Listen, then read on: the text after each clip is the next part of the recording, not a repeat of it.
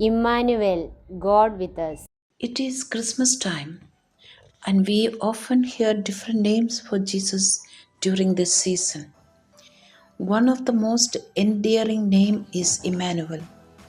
It is in songs, on signs and symbols, and teachings in the church. Derived from Hebrew origins, Emmanuel means God with us. Isaiah prophesied in chapter 7 verse 14.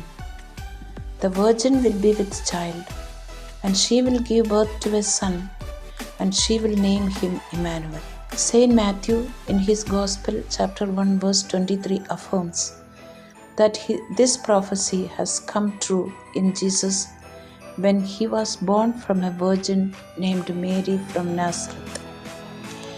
Emmanuel, God with us. God dwells among his people. He is literally with us. He is right beside us.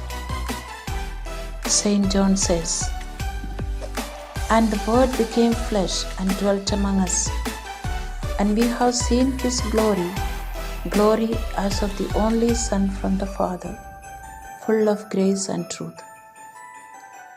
In the book of Revelation, chapter 21, verse 3, we read, "Behold, God's dwelling is with mankind. He will dwell with them. They will be his people, and he will be their God. God with them." Isn't it too wonderful for us to know that God, the creator of the universe, is with us on our best days, worst days, in every moment of our life? Yes, he is Emmanuel. Emmanuel expresses that we have a God who understands. The uniqueness of Christianity is that we follow a God who has lived as we live and understands exactly what we are going through. Our God is a God who is interested and affected by what is happening around us. He is a God who is willing to experience all our human experiences. On this earth, we all suffer, and God suffers with us. Our God is a God who is deeply and compassionately identified with his creation. How truly the psalmist exclaims in Psalm 56, "You keep track of all my sorrows. You have collected all my tears in your bottle. You have recorded each one in your book." Emmanuel isn't just about a God who understands and sympathizes with us. He helps us in our struggles to face the realities of our life victoriously. He didn't give a lecture on why suffering exists.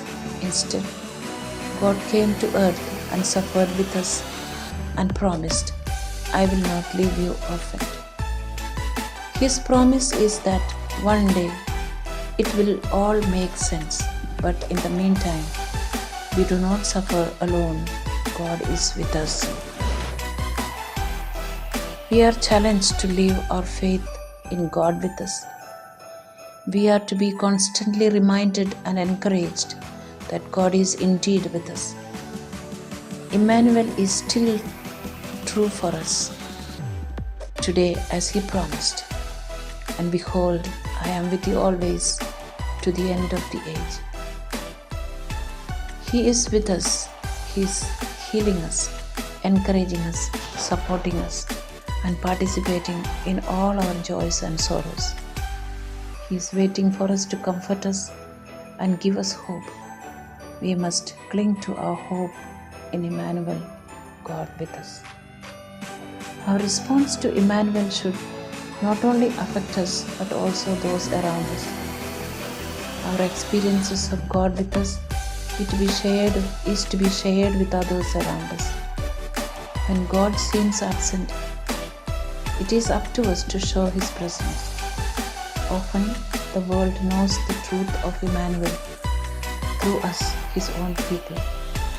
As we hold on to the promise of Emmanuel, we must help others See the hope that is extended to them.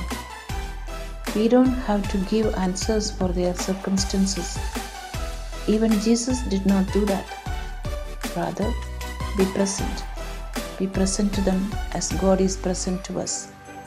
Let us believe and proclaim Jesus, the Emmanuel, through our words and deeds, through our very life itself.